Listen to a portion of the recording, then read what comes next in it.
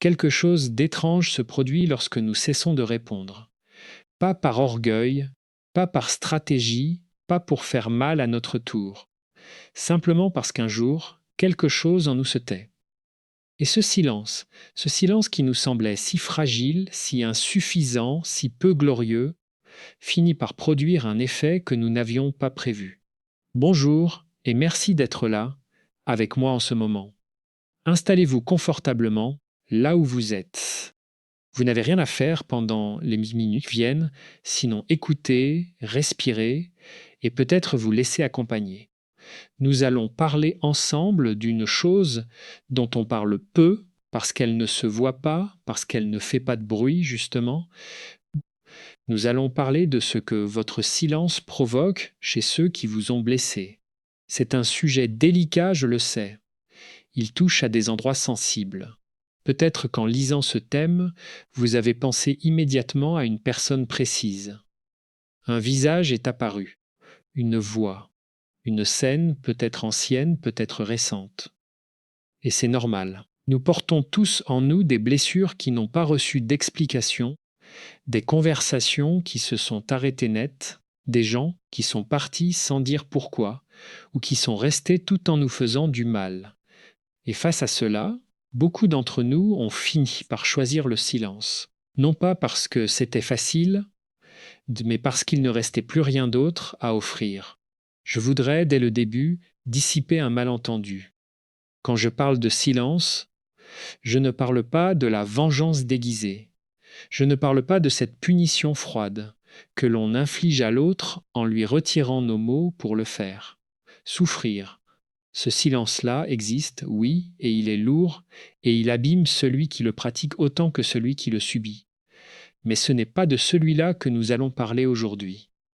Je veux vous parler d'un autre silence. Un silence qui naît de la paix, ou du moins du chemin vers la paix.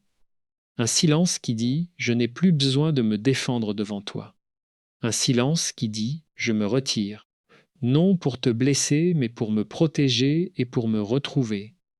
Pourquoi ce sujet est-il important ? Parce que nous vivons dans un monde qui valorise énormément la réaction.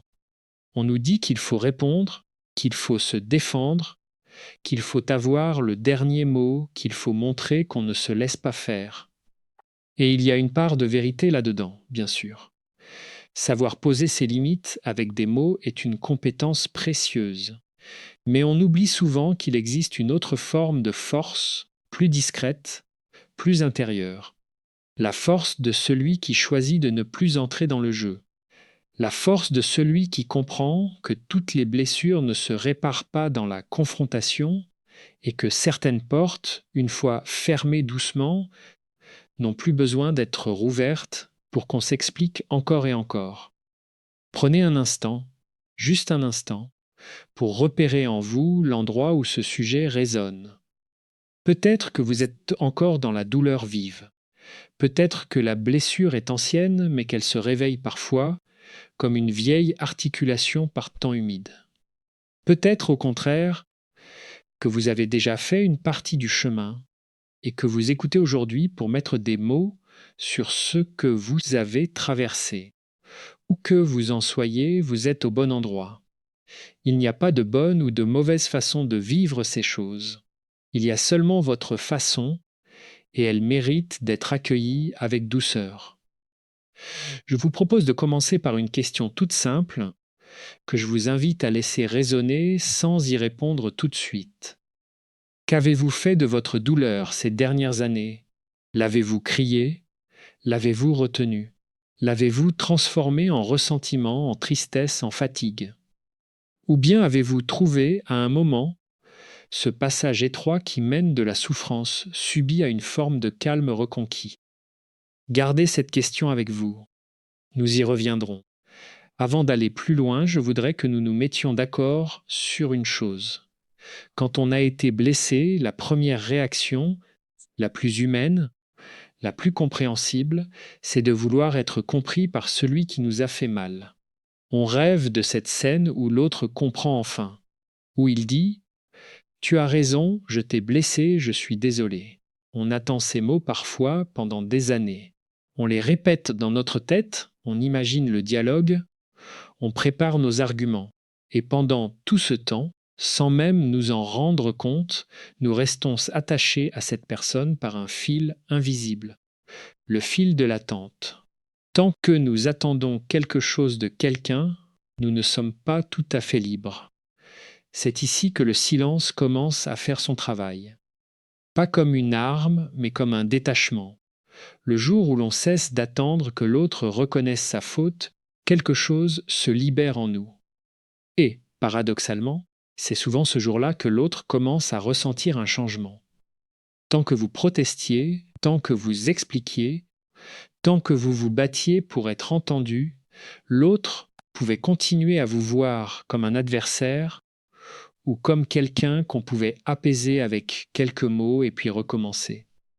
Mais quand vous vous taisez vraiment, quand votre silence n'est plus une bouderie qui réclame de l'attention mais un véritable retrait intérieur, alors l'équilibre se déplace. Et l'autre le sent, même s'il ne saurait le nommer. Je voudrais vous raconter une histoire. Une histoire simple, comme il en arrive dans tant de vies. Imaginez une femme, appelons-la Hélène, même si ce prénom n'a pas d'importance. Hélène a une sœur plus âgée qu'elle, qui depuis l'enfance a pris l'habitude de la rabaisser. Rien de spectaculaire. Pas de cris, pas de violence. Juste de petites phrases distillées au fil des années. Toi, tu as toujours été la sensible. Tu ne vas quand même pas réussir ça. Tu te plains pour rien.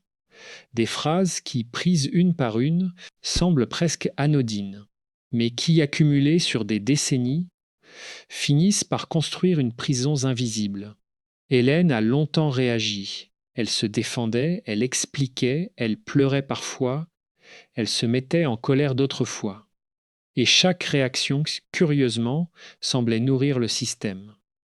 Sa sœur avait toujours une réponse, toujours une manière de retourner la situation, toujours le moyen de faire d'Hélène celle qui exagérait. Et puis un jour, Hélène s'est arrêtée, pas de façon théâtrale. Elle n'a pas claqué de porte. Elle n'a pas à envoyer de longues lettres d'adieu. Elle a simplement cessé de se justifier. La fois suivante où sa sœur a lancé l'une de ces petites phrases, Hélène n'a rien répondu. Elle a regardé ailleurs, elle a changé de sujet, calmement. Et la fois d'après, pareil. Elle ne se coupait pas de sa sœur, elle restait présente au repas de famille, polie, douce même. Mais elle ne donnait plus prise. Elle ne fournissait plus le carburant. Et savez-vous ce qui s'est passé? Au bout de quelques mois, c'est sa sœur qui a commencé à se sentir mal à l'aise. C'est sa sœur qui a commencé à chercher des explications. Tu m'en veux? Tu es bizarre en ce moment. Qu'est-ce que je t'ai fait? Pour la première fois depuis très longtemps, la question était posée dans l'autre sens. Que s'est-il passé, au juste, dans cette histoire? C'est cela que je voudrais explorer avec vous tout au long de ce moment passé ensemble. Parce qu'il y a là un mécanisme psychologique profond et que le comprendre peut nous aider, non pas à manipuler les autres, mais à nous libérer nous-mêmes. Le premier élément, c'est ce qu'on pourrait appeler la fin du rôle. Dans toute relation où quelqu'un en blesse un autre de façon répétée, il existe une sorte de pièce de théâtre, avec des rôles bien distribués. Il y a celui qui blesse et il y a celui qui réagit. Et tant que les deux jouent leur rôle, la pièce continue. Celui qui blesse a besoin, qu'il le sache ou non, de votre réaction. Votre colère, votre tristesse, vos justifications. Tout cela confirme sa position. Tout cela lui dit qu'il a encore du pouvoir sur vous, qu'il compte, qu'il existe dans votre vie de manière intense. Et quand vous cessez de jouer votre rôle, la pièce ne peut plus se jouer. L'autre se retrouve seul sur scène, avec son texte, mais sans partenaire. Et c'est une expérience profondément déstabilisante. Je veux être très clair parce que ce point est essentiel. Le but n'est pas de déstabiliser l'autre. Si vous vous taisez dans le but secret de le faire souffrir, vous n'êtes pas dans le silence dont je vous parle. Vous êtes encore dans la relation, simplement vous avez changé d'arme. La vraie libération, c'est quand le silence ne vise plus rien chez l'autre. quand il devient un espace que vous créez pour vous et non un message que vous envoyez. La différence est subtile, mais elle change tout. Dans un cas, vous êtes encore prisonnier. Dans l'autre, vous commencez à respirer. Et c'est là toute la beauté de la chose. C'est précisément quand votre silence ne cherche plus à atteindre l'autre qu'il l'atteint le plus profondément. Tant que vous vouliez lui faire comprendre, il pouvait résister. Mais quand vous lâchez prise pour de vrai, quand vous n'avez plus rien à lui prouver, il perçoit quelque chose de nouveau, quelque chose qu'il ne contrôle pas. Il perçoit votre liberté. Et la liberté de l'autre est parfois la chose la plus troublante pour celui qui avait l'habitude de dominer. Réfléchissez un instant à votre propre vie. Y a-t-il une relation dans laquelle vous jouez encore un rôle que vous connaissez par cœur, dont vous êtes fatigué, mais que vous continuez à interpréter parce que vous ne savez pas comment en sortir? Peut-être le rôle de celui qui s'excuse toujours, le rôle de celui qui arrondit les angles, le rôle de celui qui explique encore et encore, en espérant qu'un jour ce sera la bonne fois. Je vous invite à observer ce rôle avec tendresse, sans vous juger. Nous avons tous appris à jouer certains rôles pour survivre. Mais il arrive un moment où le costume devient trop étroit et où il faut, doucement, le poser. Si ce que vous entendez jusqu'ici fait écho à quelque chose en vous, je vous invite à prendre un instant pour vous abonner et à laisser un like si ce contenu vous accompagne.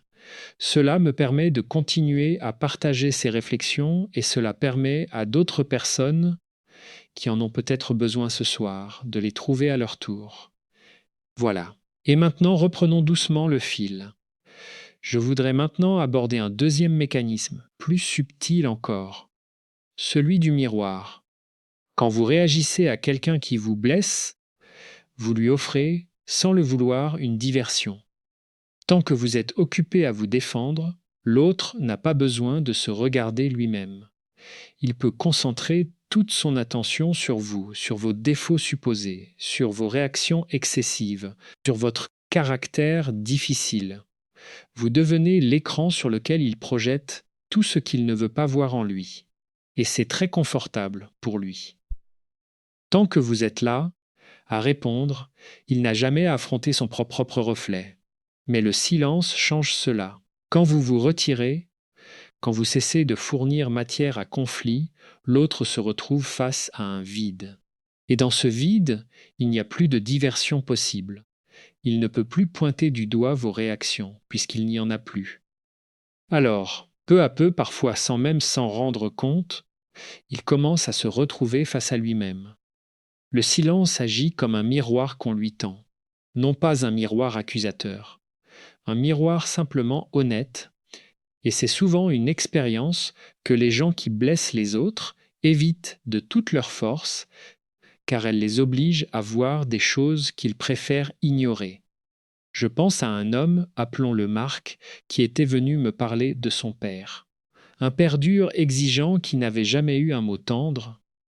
Toute sa vie, Marc avait cherché l'approbation de cet homme. Il lui racontait ses réussites, en espérant un compliment qui ne venait jamais. Il argumentait, il se justifiait, il essayait de prouver sa valeur. Et son père, invariablement, trouvait le défaut, la critique, la remarque qui blesse. Un jour, épuisé, Marc a décidé de ne plus rien attendre. Il a continué à voir son père, mais il a arrêté de lui présenter ses réussites comme des offrandes. Il a arrêté de quémander.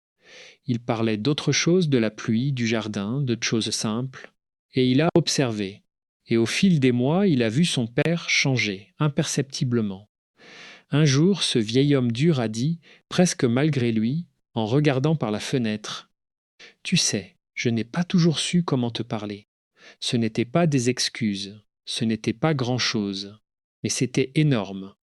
Et cela n'était possible que parce que Marc avait cessé de lui tendre l'écran de ses propres réactions, et lui avait, sans le vouloir, tendu le miroir.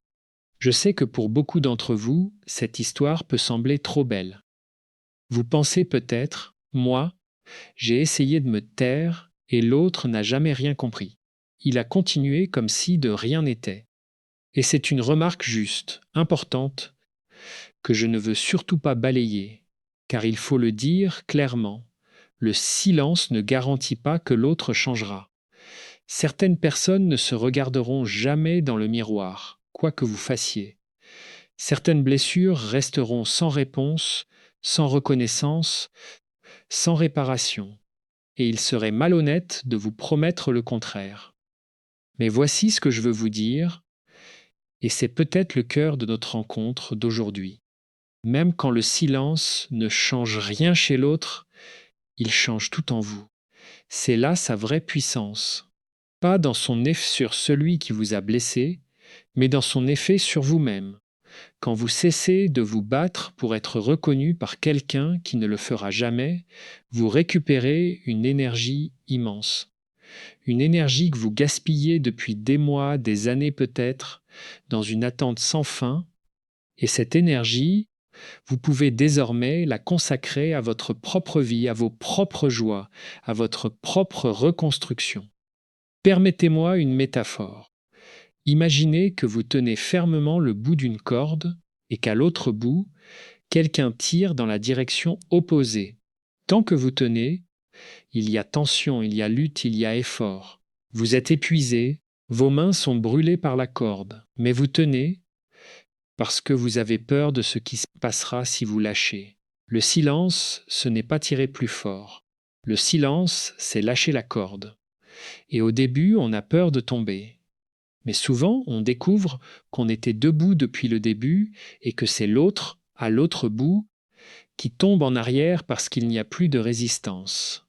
Lâcher la corde, ce n'est pas perdre.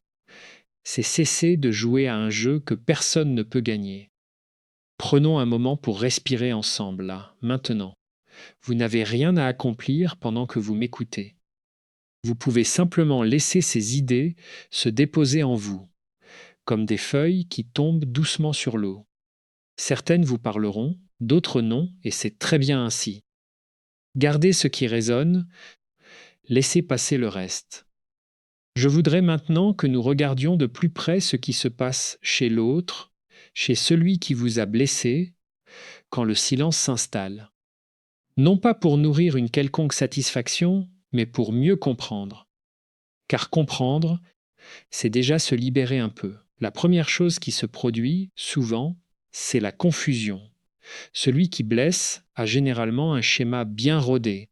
Il sait comment vous faire réagir. Il connaît vos points sensibles. Il a en quelque sorte une carte de votre vulnérabilité et il l'utilise consciemment ou non. Quand vous vous taisez, cette carte ne fonctionne plus. Les boutons qu'il avait l'habitude d'appuyer ne produisent plus d'effet, et cela crée chez lui un sentiment de désorientation. Il ne comprend pas. Il appuie plus fort parfois, au début. Il intensifie. Il cherche à provoquer la réaction qu'il connaît. Mais devant un silence véritable, ses tentatives tombent dans le vide. La deuxième chose, c'est ce que j'appellerais l'inquiétude. Et ici, il faut être nuancé parce que cette inquiétude n'est pas toujours de la culpabilité.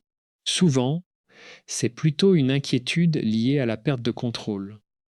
Celui qui avait l'habitude de tenir une certaine place dans votre vie sans que cette place lui échappe.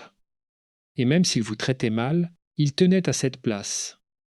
Les gens tiennent souvent au pouvoir qu'ils ont sur les autres, même quand ils en abusent. Donc votre silence éveille en lui une peur, celle de vous perdre non pas par amour, mais par habitude, par besoin de contrôle, par peur du vide que votre absence créerait. La troisième chose, plus rare mais plus profonde, c'est l'introspection. Chez certaines personnes, et seulement certaines, votre silence finit par ouvrir une brèche. Privées de la diversion que vos réactions leur offraient, elles se retrouvent un jour, dans un moment de calme, face à une question qu'elles n'avaient jamais osé se poser. Et si c'était moi le problème? C'est un moment rare et précieux. Mais il ne dépend pas de vous. Vous pouvez tendre le miroir, vous ne pouvez pas forcer l'autre à s'y regarder. Et c'est important de l'accepter pour ne pas remettre votre paix entre les mains de quelqu'un d'autre. Je sens qu'il est temps de partager avec vous quelque chose qui n'est pas de moi, mais qui pourrait accompagner utilement votre réflexion. Au fil de ces années passées à explorer la vie intérieure, j'ai constaté combien la lecture peut être une compagne précieuse dans ces traversées. Si ces thèmes vous touchent, si vous avez envie d'aller plus loin dans la connaissance de vous-même, sachez qu'il existe, dans la description de cette vidéo, un lien ainsi qu'un QR code que vous voyez peut-être apparaître à l'écran. En les suivant, vous découvrirez une sélection de livres autour du développement personnel, de la psychologie, de la connaissance de soi et de la vie intérieure. Je tiens à le préciser avec honnêteté. Ces ouvrages ne sont pas les miens. Ce ne sont pas des livres de Christophe André. Ce sont des lectures choisies pour leur capacité à accompagner une réflexion comme celle que nous menons ensemble aujourd'hui. Prenez-le simplement comme une invitation douce, une porte ouverte que vous franchirez si le cœur vous en dit, à votre rythme, quand vous le souhaiterez. Et maintenant, revenons à notre cheminement. Il y a une question que l'on me pose souvent et qui mérite qu'on s'y arrête. Le silence n'est-il pas une forme de fuite ? Ne serait-il pas plus courageux d'affronter, de dire les choses, de mettre les mots sur ce qui ne va pas ? C'est une excellente question, et la réponse, comme souvent, n'est pas tranchée. Oui, il existe un silence qui est une fuite. Le silence de celui qui n'ose pas, qui se tait par peur, qui ravale ses mots et accumule du ressentiment. Ce silence-là n'est pas une libération, c'est une prison. Et je ne voudrais surtout pas que vous confondiez les deux. Comment les distinguer ? Voici un repère intérieur que je vous propose. Le silence qui libère est accompagné d'un sentiment de calme, ou du moins d'un mouvement vers le calme. Quand vous vous taisez par véritable détachement, vous ressentez, même si c'est ténu, une forme d'apaisement, comme si vous posiez un fardeau. Le silence qui emprisonne, au contraire, est accompagné d'une tension. Vous vous taisez, mais ça boute à l'intérieur. Vous rejouez la scène dans votre tête, vous préparez des répliques, vous ruminez. Ce n'est pas vraiment du silence, c'est une parole retenue de force. Et la parole retenue de force finit toujours par faire du mal, soit à vous, soit aux autres. Alors comment passer de l'un à l'autre ? Comment transformer le silence prison en silence libération ? C'est tout un travail et il ne se fait pas en un jour, mais je peux vous indiquer la direction. Le passage se fait par l'acceptation. Accepter que l'autre est ce qu'il est. Accepter que vous n'obtiendrez peut-être jamais les excuses que vous attendez. Accepter que certaines histoires restent inachevées. Tant que vous refusez cette réalité, votre silence sera tendu parce qu'il sera habité par l'attente. Mais le jour où vous acceptez vraiment, dans vos tripes, que les choses sont ce qu'elles sont, alors votre silence devient paisible. Il devient un lieu de repos et non plus un champ de bataille. Je voudrais vous parler de l'acceptation parce que c'est un mot que l'on comprend souvent mal. Accepter, ce n'est pas approuver. Accepter, ce n'est pas dire que ce qui s'est passé était juste, ni excuser celui qui vous a fait mal. Accepter, c'est simplement reconnaître la réalité telle qu'elle est, au lieu de s'épuiser à vouloir qu'elle soit autrement. Une personne vous a blessé. C'est un fait. Vous pouvez passer des années à dire « ça n'aurait pas dû arriver ». Et chaque fois que vous le dites, vous rouvrez la blessure. Ou bien vous pouvez un jour dire « c'est arrivé, c'était injuste et c'est arrivé. Maintenant, qu'est-ce que je fais de ma vie à partir de là ?» Ce déplacement, ce tout petit déplacement intérieur, change radicalement la qualité de votre silence. Pensez à une blessure physique. Si vous vous coupez la main, la plaie a besoin de calme pour cicatriser. Si vous la grattez sans cesse, si vous arrachez la croûte chaque fois qu'elle commence à se former, la plaie ne guérira jamais. Les blessures du cœur, c'est pareil. Chaque fois que vous rejouez la scène, chaque fois que vous reprenez le dialogue intérieur avec celui qui vous a fait mal, vous grattez la plaie. Le silence, le vrai, c'est laisser la plaie tranquille. C'est lui offrir le calme dont elle a besoin pour se refermer. Et cela demande de la patience, beaucoup de patience, et de la douceur envers soi-même. Si ces réflexions vous accompagnent, n'hésitez pas à vous abonner pour ne pas perdre le fil de ces rendez-vous et à partager cette vidéo avec quelqu'un qui traverse peut-être, en ce moment même, une épreuve semblable. Parfois, un mot reçu au bon moment change le cours d'une journée. Continuons. Je voudrais maintenant aborder un aspect dont on parle rarement et qui me semble pourtant essentiel. C'est ce qui se passe en nous au moment précis où nous décidons de nous taire. Car ce moment-là est souvent douloureux. Beaucoup de gens imaginent que choisir le silence, c'est un soulagement immédiat. Ce n'est pas vrai. Au début, le silence fait mal. Il fait mal parce qu'il signifie renoncer. Renoncer à convaincre. Renoncer à être compris. Renoncer à cette scène fantasmée où enfin l'autre reconnaît tout. Et renoncer, c'est une forme de deuil. Oui, il y a un deuil dans le silence. Le deuil de la relation qu'on aurait voulu avoir. Le deuil du parent idéal, de l'ami fidèle, du partenaire respectueux que cette personne n'a jamais été et ne sera jamais. Quand vous vous taisez vraiment, vous faites le deuil de l'espoir que l'autre change. Et ce deuil, comme tous les deuils, passe par des phases. Il y a parfois de la colère, il y a de la tristesse, il y a des moments où l'on est tenté de reprendre la corde, de rouvrir le dialogue, de redonner une chance. C'est humain. Soyez doux avec vous-même dans ces moments-là. Le deuil n'est pas linéaire. On avance, on recule, on avance encore. Mais de l'autre côté de ce deuil, il y a quelque chose de précieux. Il y a la liberté. La liberté de ne plus dépendre du regard de quelqu'un qui ne sait pas vous voir. La liberté de ne plus mesurer votre valeur à l'aune de ce que pense de vous une personne qui vous a toujours mal jugé. Cette liberté ne s'obtient pas sans traverser la douleur du renoncement, mais elle vaut chaque pas de ce chemin. Laissez-moi vous raconter une autre histoire, celle d'une jeune femme que j'appellerai Clara. Clara avait une amie de longue date, une amitié qui remontait à l'adolescence. Mais avec les années, cette amitié était devenue déséquilibrée. L'ami de Clara la critiquait souvent, sous couvert d'honnêteté. Je te dis ça pour ton bien. Tu sais, en tant qu'ami, je dois te dire la vérité. Et la vérité, c'était toujours quelque chose de blessant.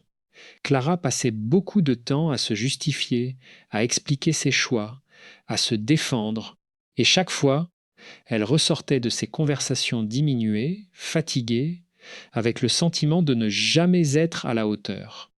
Un jour, Clara a compris quelque chose. Elle a compris qu'elle n'avait pas besoin de couper brutalement cette amitié, ni d'avoir une grande explication dramatique. Elle a simplement commencé à se taire sur les sujets qui la blessaient. Quand son amie critiquait, elle ne se justifiait plus. Elle disait simplement « Je comprends que tu vois les choses comme ça ». Et elle passait à autre chose. Elle ne se battait plus pour être approuvée. Elle ne quémandait plus la validation. Et progressivement, l'amie de Clara a perdu son emprise. Sans Clara qui réagissait, ses critiques tombaient à plat. Elle n'avait plus de cible. Et l'amitié, peu à peu, s'est transformée. Soit elle est devenue plus saine, soit elle s'est éteinte doucement, mais dans les deux cas, Clara a retrouvé sa paix. Ce que je trouve beau dans cette histoire, c'est que Clara n'a pas eu besoin de faire de mal à son amie. Elle ne l'a pas insultée. Elle ne l'a pas humiliée. Elle ne lui a pas rendu l'appareil. Elle a simplement cessé de participer à sa propre dévalorisation. Et c'est peut-être là le plus grand pouvoir du silence. Il vous permet de vous protéger sans devenir vous-même quelqu'un qui blesse. Vous sortez du jeu sans entrer dans la cruauté. Vous vous retirez avec dignité. La dignité. Voilà un mot que je voudrais poser au centre de notre conversation.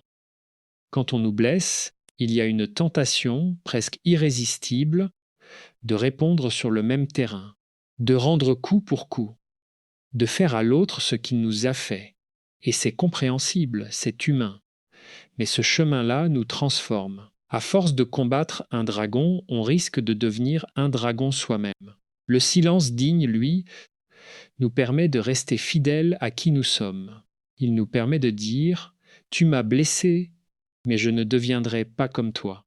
Je ne te répondrai pas avec ta cruauté. Je vais simplement me retirer et préserver ce qu'il y a de bon en moi. » Il y a une forme de noblesse dans cette posture. Non pas une noblesse arrogante qui regarderait l'autre de haut, une noblesse tranquille, intérieure, qui ne cherche pas à être vue. C'est la noblesse de celui qui a souffert mais qui refuse de laisser la souffrance dicter sa conduite. C'est la noblesse de celui qui choisit, même blessé, de rester un être de paix. Prenons encore un instant de respiration. Si vous le souhaitez, fermez les yeux quelques secondes. Pensez à une personne qui vous a blessé et essayez, juste pour un instant, non pas de lui pardonner si vous n'y êtes pas prêt, mais simplement de vous souhaiter à vous-même la paix. Dites-vous intérieurement, je mérite la paix, je mérite de ne plus porter ce poids. Répétez-le doucement. Vous méritez la paix. Quelle que soit votre histoire, quel que soit ce que l'on vous a fait, vous méritez la paix. Voilà. Rouvrez les yeux quand vous voulez. Reprenons. Je voudrais maintenant explorer une idée qui peut sembler paradoxale. Le silence comme cadeau. Cadeau pour qui? D'abord, comme nous l'avons vu, pour vous-même, mais aussi, parfois, et c'est plus surprenant, pour celui qui vous a blessé. Car en cessant de réagir, en cessant de nourrir le conflit, vous offrez à l'autre une chance, la chance de se retrouver face à lui-même, la chance peut-être de grandir. Bien sûr, l'autre ne saisira pas forcément cette chance, mais vous, en vous taisant, vous lui avez ouvert une porte. Vous n'avez pas verrouillé la relation dans l'affrontement permanent. Vous avez créé un espace, un silence, dans lequel quelque chose de nouveau peut éventuellement germer. Je connais l'histoire d'un couple, deux personnes qui s'aimaient, mais qui s'étaient enfermées dans un cycle de reproches mutuels. Chaque parole de l'un appelait une riposte de l'autre. Ils avaient raison, tous les deux, sur certains points, et tort, tous les deux, sur d'autres. Mais à force de se répondre, ils ne s'entendaient plus. Un jour, l'un des deux a décidé de ne plus riposter, non pas de se soumettre, mais de ne plus alimenter le feu. Quand l'autre lançait un reproche, il prenait un temps, respirait, et au lieu de contre-attaquer, il restait silencieux ou disait simplement « je t'entends ». Au début, l'autre s'est énervé encore plus, déstabilisé par ce changement. Mais peu à peu, privé de l'adversaire qu'il connaissait, il a commencé à entendre ses propres paroles résonner dans le silence. Et il a réalisé combien elles étaient dures. Le silence de l'un est devenu le miroir de l'autre, et leur relation, lentement, a commencé à se réparer. Je ne vous raconte pas ces histoires pour vous faire croire que tout finit toujours bien. La vie est plus compliquée que cela. Mais je vous les raconte pour vous montrer la diversité des effets que peut produire un silence choisi avec conscience. Parfois il sépare, parfois il rapproche, parfois il transforme l'autre, parfois il vous transforme vous seul. Mais dans tous les cas, il déplace quelque chose, il brise le cycle, il introduit du nouveau dans ce qui était figé. Permettez-moi maintenant de m'adresser plus directement à ceux d'entre vous qui souffrent encore beaucoup. Peut-être que ce que je dis vous semble loin de votre réalité. Peut-être que la blessure est trop fraîche, trop vive, et que l'idée même de paix vous paraît inaccessible. Si c'est votre cas, je veux que vous sachiez ceci. Il n'y a pas de calendrier pour la guérison. Personne ne peut vous dire combien de temps cela prendra, et personne n'a le droit de vous presser. Vous avez le droit de mettre le temps qu'il faut. Le silence dont je parle n'est pas un interrupteur que l'on actionne. C'est un chemin que l'on parcourt, parfois lentement, avec des hauts et des bas. Soyez patient avec vous-même. La patience envers soi-même est l'une des formes les plus pures de l'amour de soi. Et si, certains jours, vous n'arrivez pas à vous taire, si vous craquez, si vous reprenez le dialogue avec celui qui vous a blessé, Ne vous jugez pas. Ce n'est pas un échec. C'est simplement le chemin qui n'est pas droit. On apprend en avançant. Chaque fois que vous reprenez la corde, vous apprenez aussi un peu mieux pourquoi vous voulez, au fond, la lâcher. Rien n'est perdu. Tout fait partie du processus. Je voudrais partager avec vous une réflexion sur le pardon, parce que ce mot revient toujours dans ces conversations et qu'il est souvent mal compris. Beaucoup de gens pensent que le silence dont je parle devrait mener au pardon, et que si l'on ne pardonne pas, on a échoué. Je ne suis pas d'accord avec cette idée. Le pardon est un cadeau magnifique quand il vient naturellement, du fond du cœur. Mais le pardon forcé, le pardon de devoir, le pardon que l'on s'impose parce qu'on pense qu'on le doit, ce pardon-là n'est pas un vrai pardon.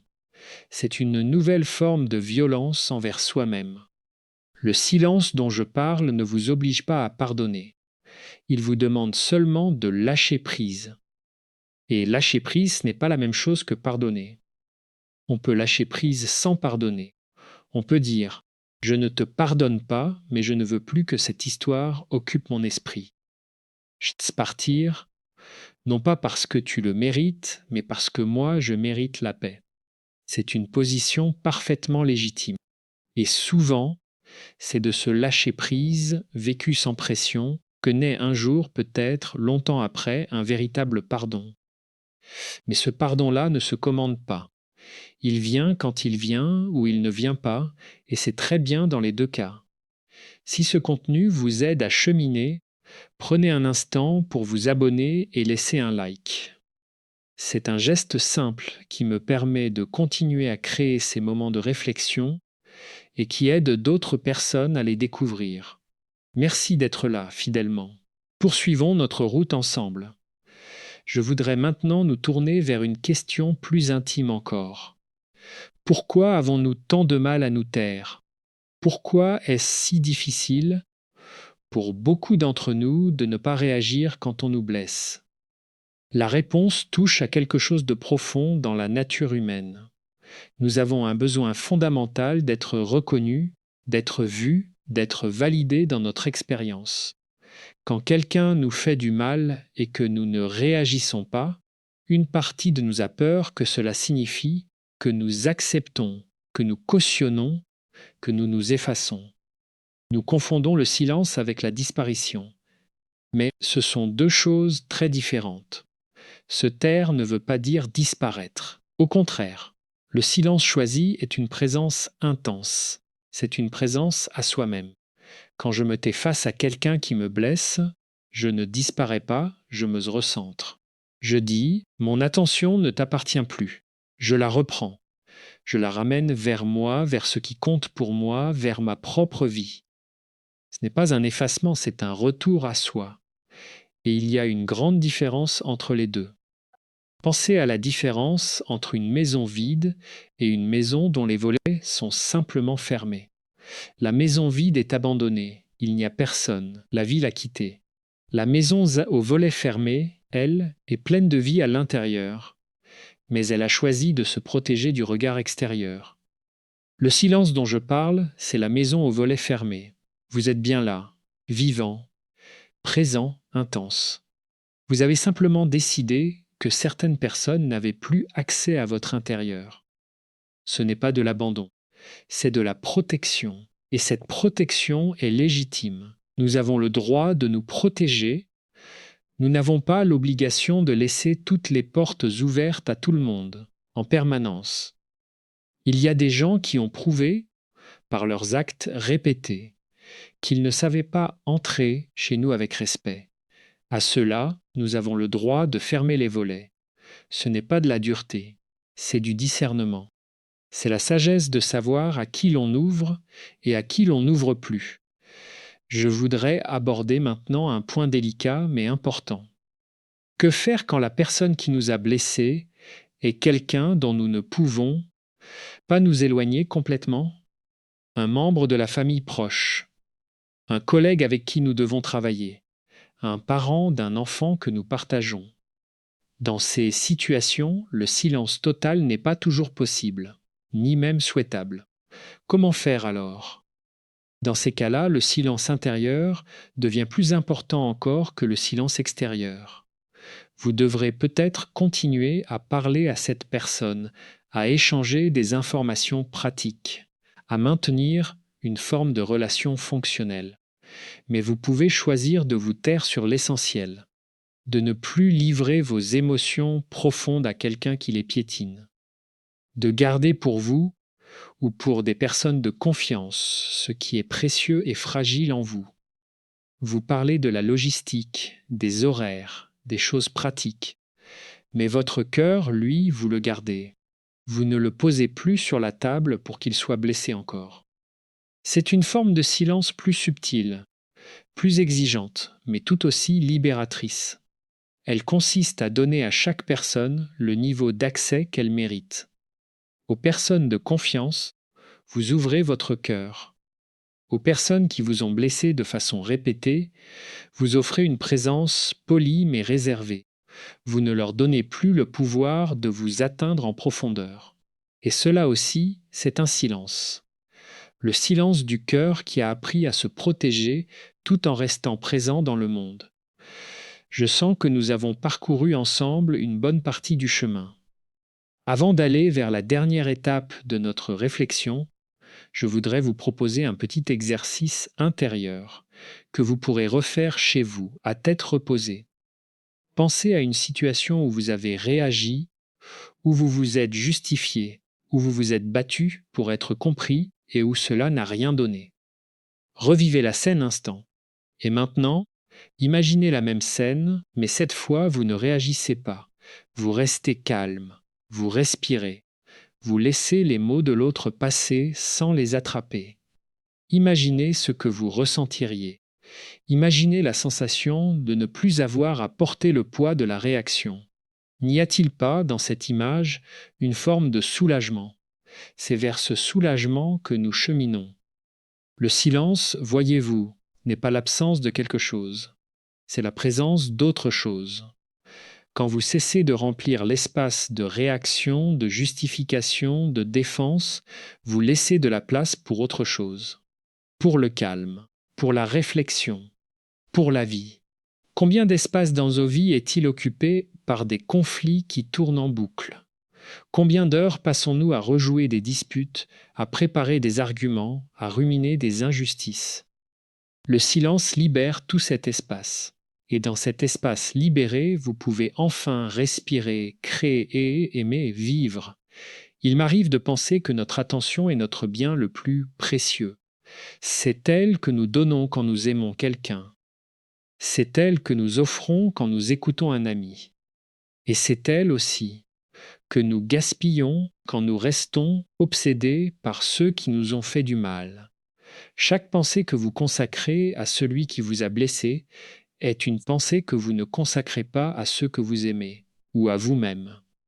Le silence, c'est aussi cela. Reprendre le contrôle de votre attention. Décider à qui et à quoi vous voulez la donner.